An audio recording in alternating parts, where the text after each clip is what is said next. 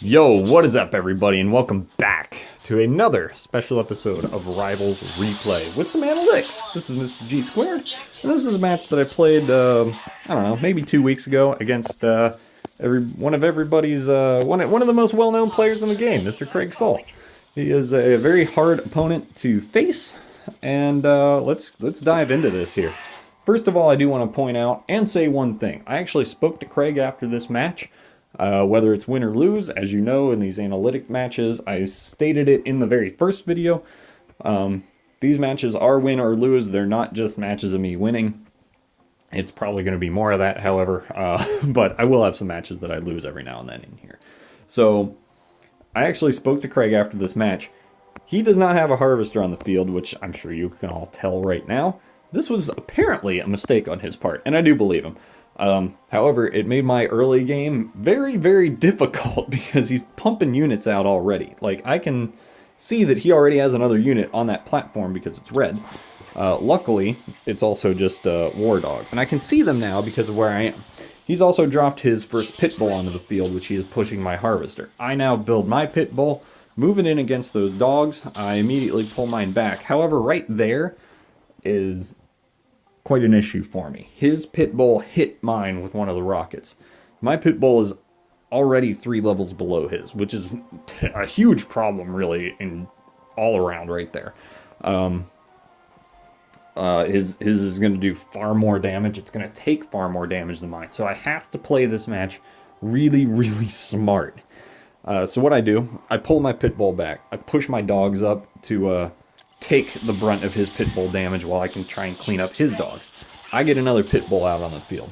Now at this point, he's got 2 pit bulls and 2 dogs. I've got 2 pit bulls and 1 dog. However, his second pit bull has to get over to my side of the field. So I've got the defender's advantage here.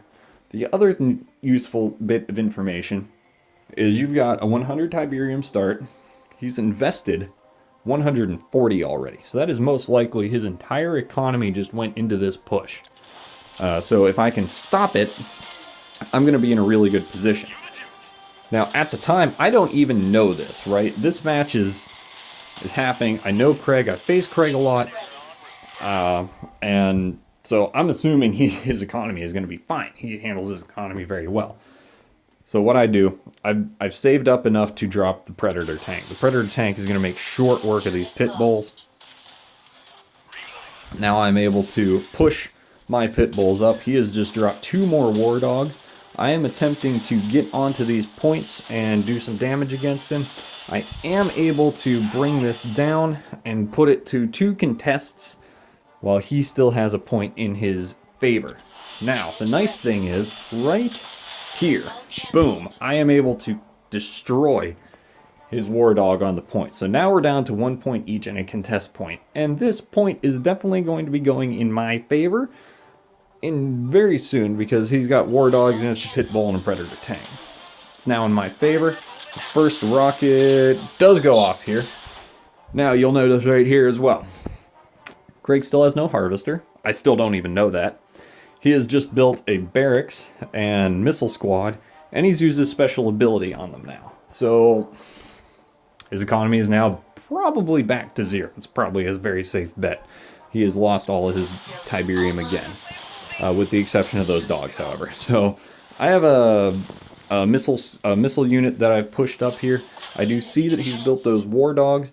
I have boosted my shockwaves to defend against his missile squads here. So I'm pushing forward, doing damage to those dogs with my missile unit. Now, as you can see, Craig is not building anything right now. That is because he is saving for his harvester now. He is deciding to invest in his harvester rather than keep doing these blind rushes that are not going to work against my economy and my unit pool right now. I am able to push up here and lay claim to 2 points where he barely has any units on the field. However, he is now getting an economy out now. He has dogs. He has high-level dogs, and he has high-level missile squads. Against my lower-level units is going to be very hard, so I have to keep playing tactically. I got to keep body blocking like I'm trying to do there. Fail.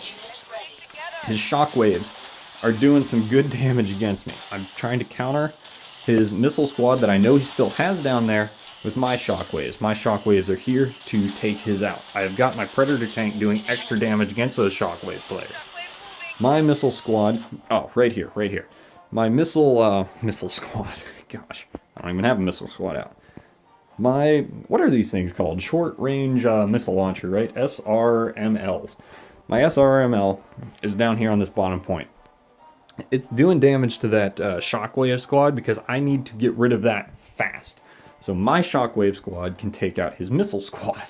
I've pushed my Predator tank boosted against his boosted SMLR, which does not end well if I remember right. No, it does not. In fact, it does not end well at all. So he is able to completely eradicate my Predator force on the field. Craig is now, as you can see over on his side, investing in his Talons. His Talons are now coming out. I've got Predator tank pushing in, which is going to take out these dogs. I luckily have enough economy to drop a Hammerhead, which, while it's a 3-level difference, which is big, the Hammerhead is still going to make quick work of Talons. These are Talons, they're not Banshees, so they're going to get wrecked by the Hammerhead very easily, especially with a Pit Bull there as well. I've now done enough damage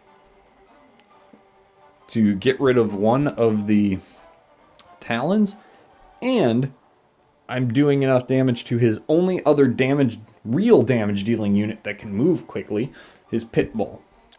I've decided to fly this Hammerhead over top the point and just sit, which is what led to this rocket launch. Now, this was a difficult match, even though Craig's economy was essentially in the toilet most of the game, right? He was in a very poor economic situation for over half that game, which led to me being able to gain a 2-0 missile launch win against him. That being said, had he turned that missile around and gotten me with it, the match probably would have gone in his favor, because every time Craig and I have met, even in Champions, I think we've met once in Champions too, each time we meet and our level units aren't that different, we're really, really even, because we have a similar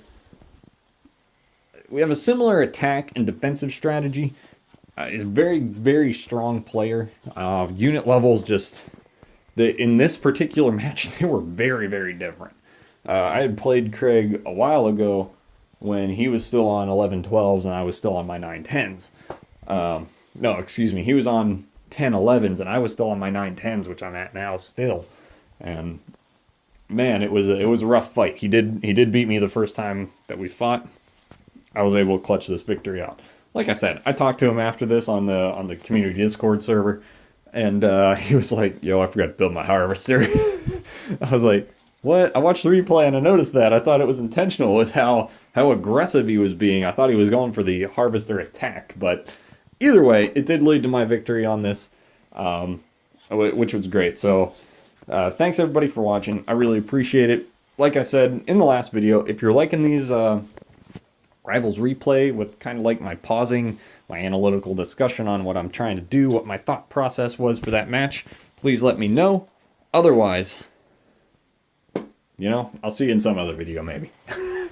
But that's it for now. I'll see y'all later. Bye-bye, everybody.